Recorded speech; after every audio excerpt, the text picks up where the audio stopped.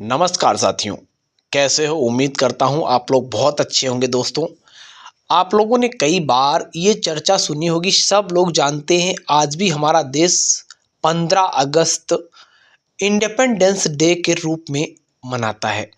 दोस्तों, ऐसा कोई व्यक्ति नहीं, ऐसा कोई बच्चा नहीं जिसको पता नहीं कि हमारा देश पहले अंग्रेजों के अधीन था, यानी कि ब्रिटिशर्स के गुलाम था और उससे आज़ादी हमको मिली 15 अगस्त 1947 में। दोस्तों, क्या आपको पता है कि ब्रिटिश जो कानून था, ब्रिटिश सरकार थी, ये कब आई थी और कैसे आई थी? दोस्तों, इसके बारे में हम आपको पूरी जानकारी देंगे। अगर आप हमारे चैनल पर नए हैं तो चैनल को सब्सक्राइब कर लें और वीडियो को लाइक कर दें दोस्तों, जिससे हर एक आने वाला वीडियो आपको मिलता रहे। दोस्तों, ब्रिटिश ज्वाइंट स्टॉक कंपनी यानी ईस्ट इंडिया कंपनी की स्थापना 1600 ईस्वी में जॉन वाट्स और जॉर्ज व्हाइट ने दक्षिण और दक्षिण पूर्व एशिया देशों के साथ व्यापार करने की थी। इन संयुक्त स्टॉक कंपनियों के शेयर मुख्य रूप से ब्रिटिश व्यापारियों और अभिजात वर्ग के स्वामित्व में थे। ईस्ट इंडिया कंपनी का ब्रिटिश सरकार से कोई सीधा संबंध नहीं था। दोस्तों, सर्वप्रथम अंग्रेज मसालों की तलाश में व्यापारी के रूप में भारतीय उपमहाद्वीप में आए थे। आधुनिक युग से पहले यूरोप में मांस को संरक्षित करने का प्राथमिक तरीका मसाले थे।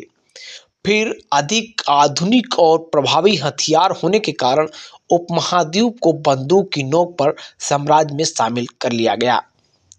जैसा कि आमतौर पर कहा जाता है कि ब्रिटिश साम्राज्य में सूरज कभी अस्त नहीं होता था।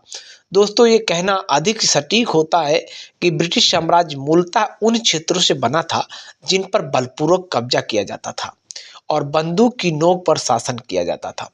दोस्तों, अंग्रेज व्यापार के उद्देश्य से 24 अगस्त 1608 ईस्वी को सूरत के बंदरगाह पर भारतीय उपमहाद्वीप में उतरे।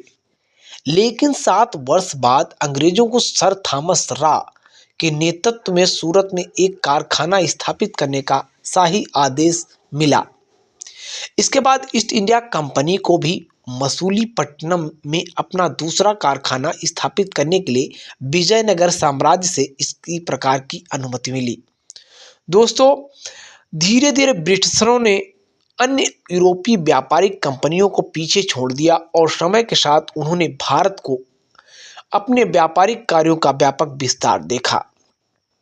भारत के पूर्वी और पश्चिमी तटों पर अनेक व्यापारिक चौकियां स्थापित की गई तथा कलकत्ता, बंबई और मद्रास के 3 प्रेसिडेंसी शहरों के आसपास काफ़ी संख्या में अंग्रेजी समुदाय विकसित हुए।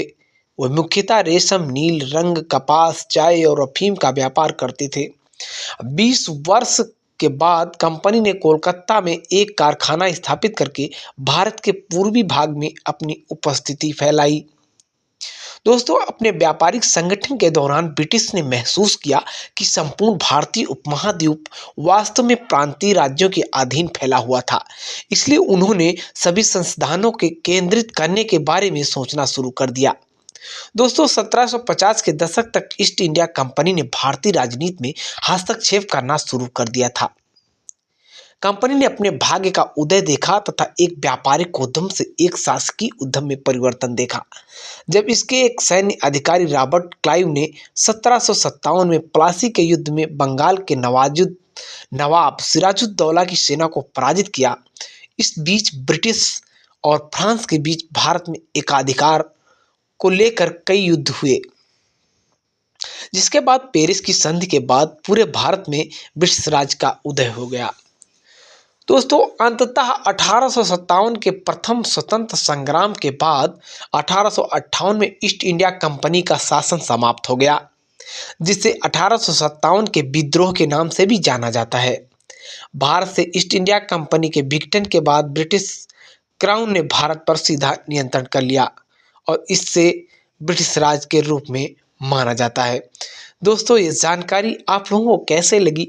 कमेंट में आप अपनी राय जरूर दें और अपने तिरंगे के लिए, अपनी भारत माता के लिए जय हिंद जरूर लिखें। जय हिंद, वंदे मातरम।